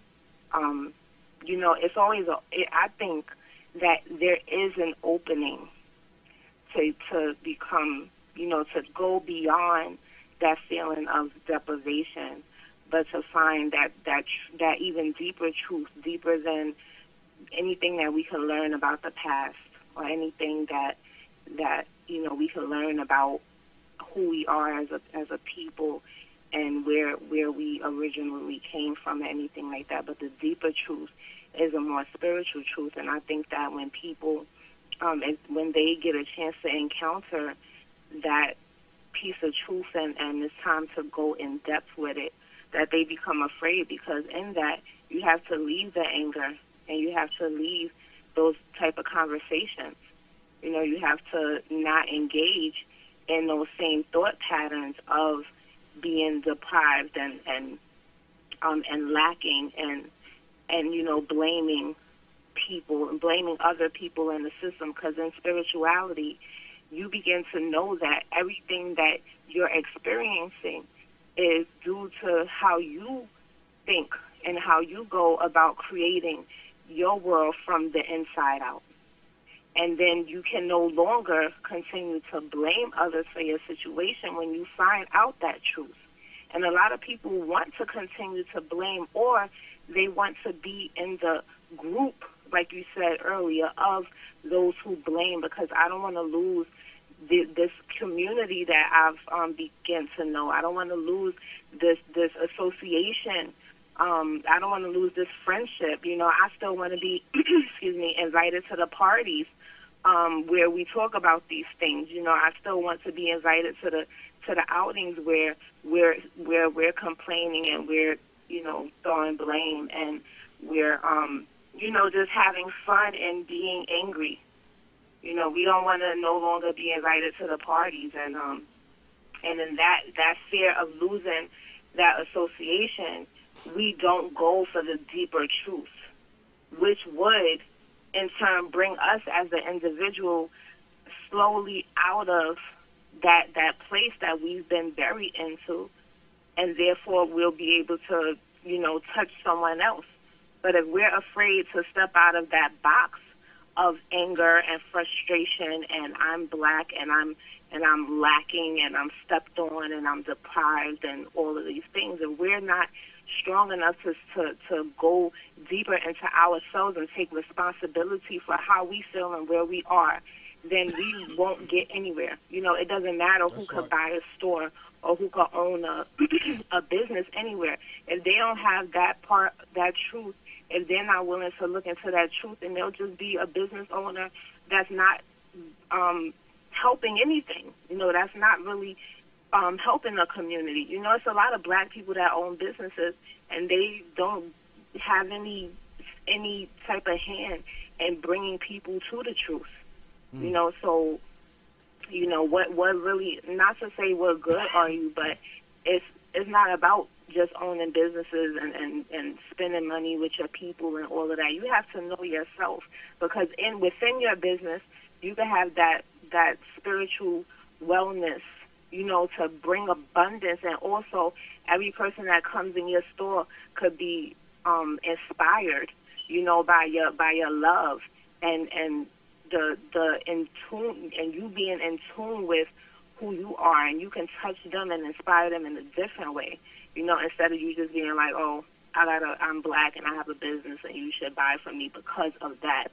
No, we have to know ourselves on a deeper level than just basically the color of our skin. And that is the truth, that we're more than that. Mm-hmm. So that's all I wanted to share. Definitely, family. I thank you and appreciate you for being who you are first and foremost. To position yourself to where you can, you know, come on and share and overflow your vital contributions to what we're striving to build. Wow. You know, your relationship with the truth is supposed to.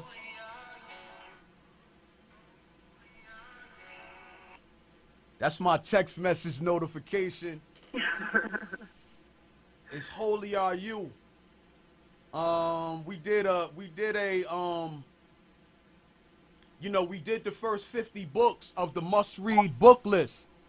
But, you know, family, I've dibbled and dabbled with, you know, we need a pro-black, pro-consciousness soundtrack. You know what I mean?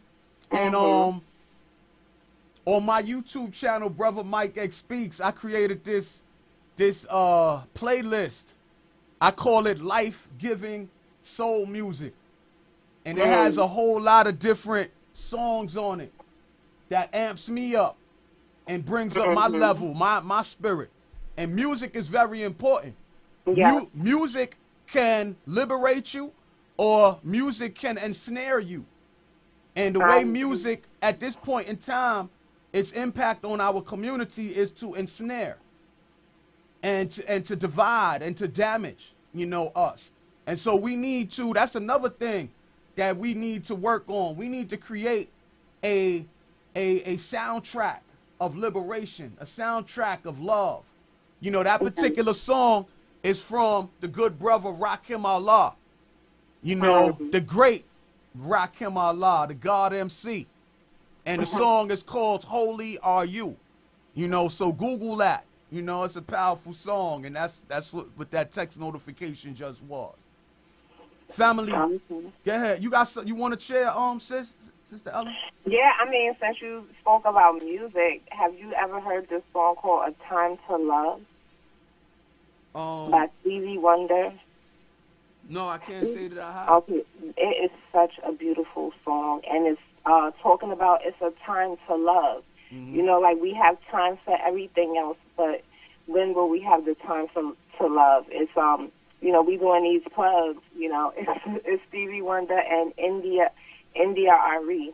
And it's an old song, and I was so surprised because it's very relevant. You know, but it was out for a few years, and I just stumbled on it last year, and it's really, really a beautiful, like, uplifting song that, you know, it just gets you right in the heart, and he has all type of drums at the end. Like, it's beautiful. It's a long song. It's 9 minutes long. But since we're talking about music, A Time to Love by Stevie Wonder and India Ari. Okay. I'm going to check that out. Yes. I'm going to check that out. Family, I definitely love and appreciate you. And I encourage you to learn how to begin to pursue a relationship of love and appreciation for your life. You were not brought forward at this time to suffer. The reason why there's so much chaos and suffering in the Black/African communities spread out across America is because we lost our connection with the truth of our existence. Each and every one of us has something vital that we were gifted with to bring forward, to not only bring empowerment to ourselves as individuals, but to add, to overflow power into the collective. Each one of us, yes, has something relevant to share, has a gift. It's like we was talking about a couple of weeks ago, Sister Ella, that analogy that I got from the powerful work of Brother Akil, who wrote the 2 monumental books, From Niggas to Gods.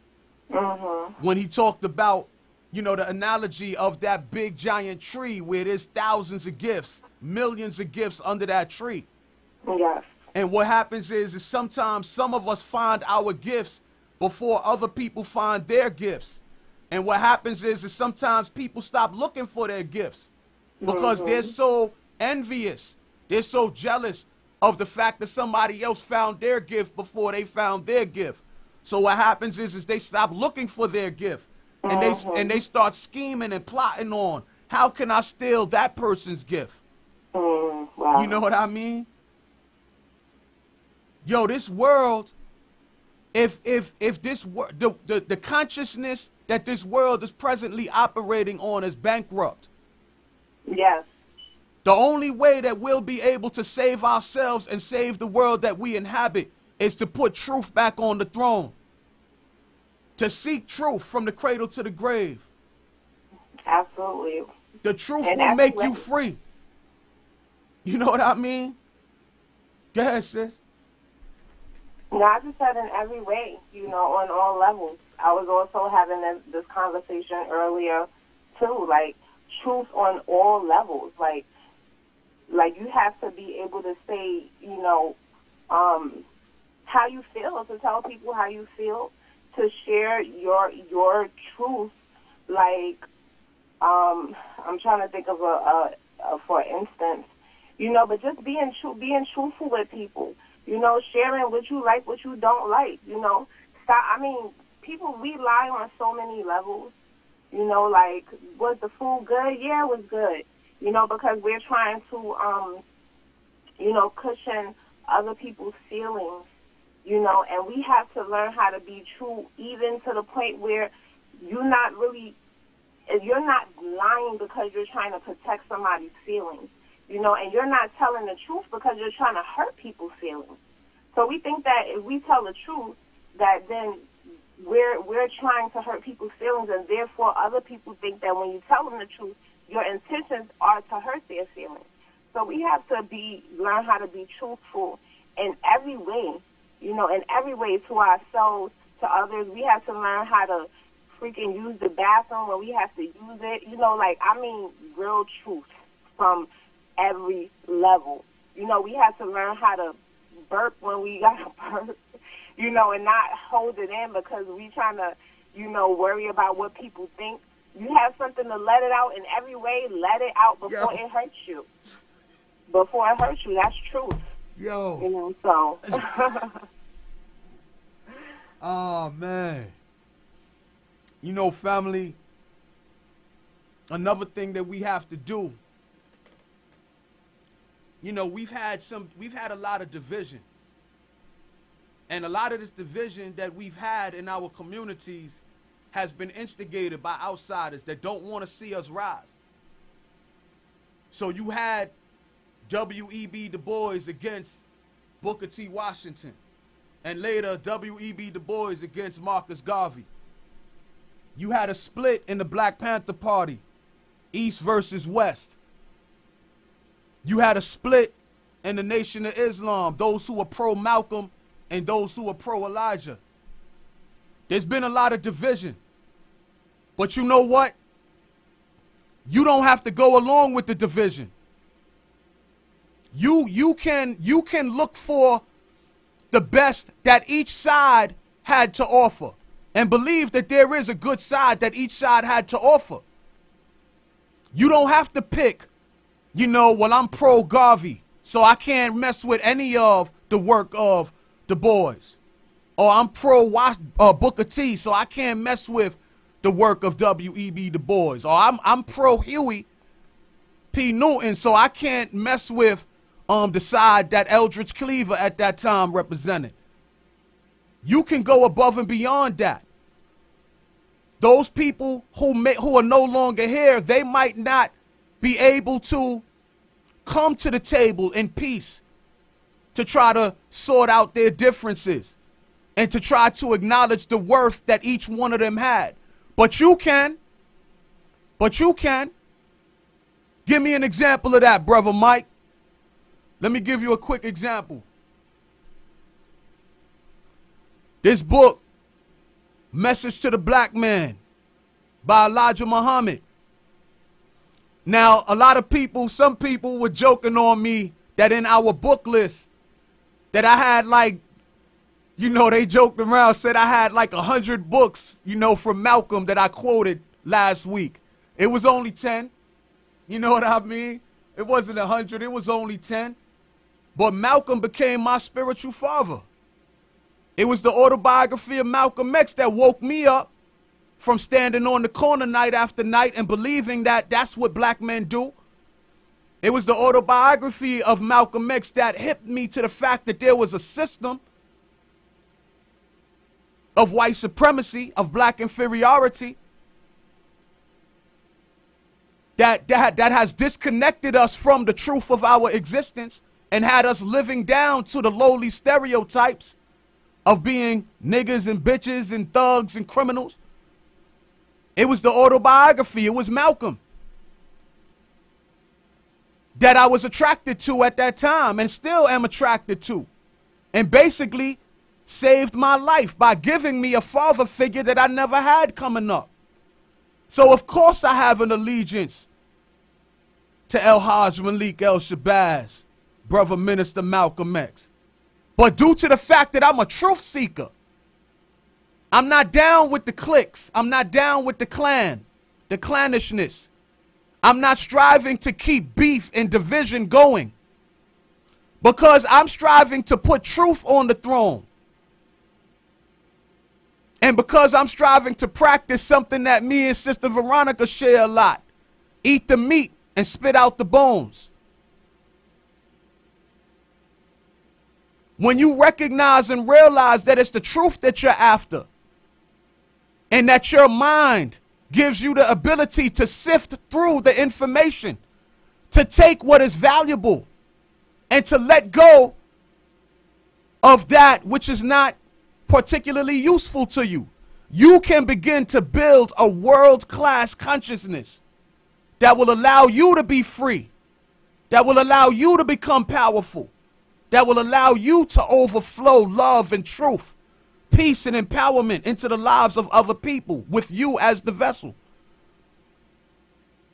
And I'm striving to do that. And I say that humbly. And I'm not saying that with a big-headedness. I'm not saying that to portray myself as if I'm all that, because I'm not. I'm not perfect by any means. I'm striving to walk out my faith with fear and trembling, family. Fear and trembling, man, that I don't want to come to the end of my life and still not have reached or given the best of my life.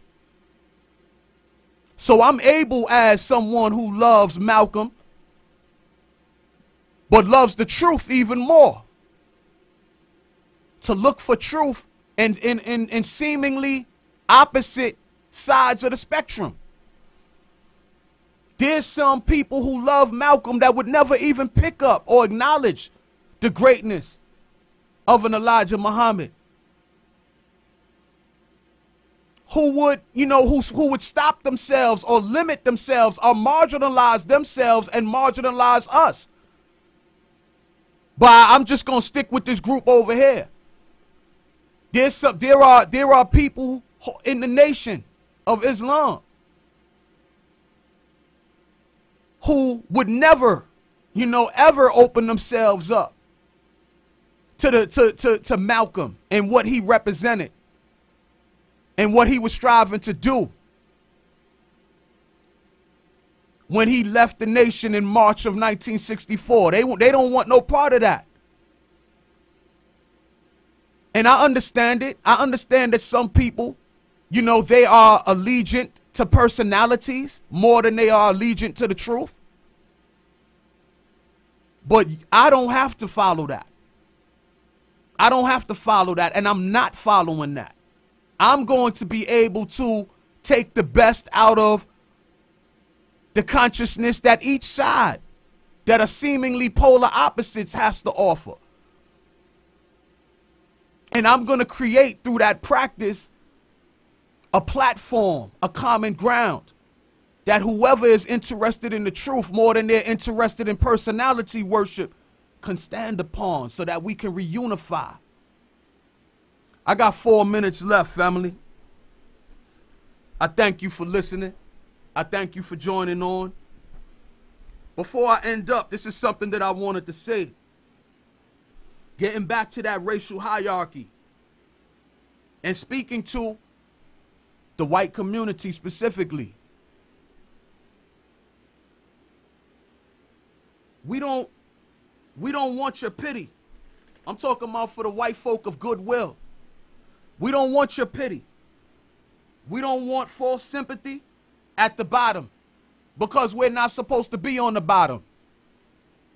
The fact that some of you can dance and sing, with us on the bottom, that some of you, might choose to code switch at times, that doesn't impress me. It doesn't impress us.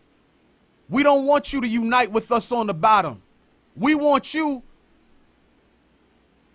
if you truly want to help to heal this world, we want you to be open to allowing truth to sit on the throne as well. To open yourself up to the fact that the world's people of color have been done dirty. And yeah, it might not be by you personally, but a lot of you benefit from the system of racism and white supremacy and white skin privilege and black inferiority. A lot of you are benefiting from that system. So I call upon you, if you want to strive to head off a collision that both sides will suffer from heavily, I ask you to separate yourself from striving to maintain that racial, ethnic, class-based hierarchy so that we can level the playing field to where truth is at the forefront instead of maintaining a system of racial class division that is threatening the existence of this country that we're living in. Having said that, family, and that's something, I should have went, we're going to go deeper into that. At the end, in the movie Malcolm X, there was a scene, and you can also find it in the autobiography of Malcolm, where Malcolm was at a college. I believe it might have been Harvard. And there was this white student who, after the lecture, ran up on Malcolm and was like, Malcolm, I'm not racist. I agree with a lot of what you said. What can a white person who's not racist do? And at that time, Malcolm was more closed-minded, and he said nothing. Fast forward a couple of years. Malcolm realized if you tell white people that they can do nothing to separate themselves from the model of racism, white supremacy, white skin privilege, and black inferiority, you lock them into being racist. You lock them into being taking advantage of white skin privilege. So Malcolm, towards the end of his life, he said, they asked him, can white people join the Organization of Afro-American Unity? He said, I would take John Brown if he was alive. John Brown, do your history, do your homework. John Brown was an extremely sincere religious man who dedicated his life and the lives of his children to fighting against the institution of slavery in the United States. John Brown sought to arm, he led a raid on Harper's Ferry, an armory, and his goal was to arm the enslaved, the black / Africans who were enslaved so that they can fight for their own freedom. And he was captured and he was hung and lost 2 of his sons. He wasn't just a lit professor that racism needs to be eradicated. He was somebody who put his life on the line to do so, put his money where his mouth was, so to speak. So having said that, family, we had a long show. I think that we all have a lot to think about coming out of a show such as the one we just had. I appreciate greatly, love and appreciate everyone who came through, who called in, who was on the Facebook Live. Please take this show and share it with 10 of your friends. Please go to Brother Mike X Speaks on YouTube, BruthaMikeX, and subscribe to the YouTube channel. And let's keep this conversation going, family. Let's put truth back on the throne. I say peace and elevation to you. Thank you, DJ Cruz, once again for hosting the Wake Up Project with Brother Mike X. And I'll talk to you soon, family. Peace. You're logged in to In the Mix Radio. In the Mix.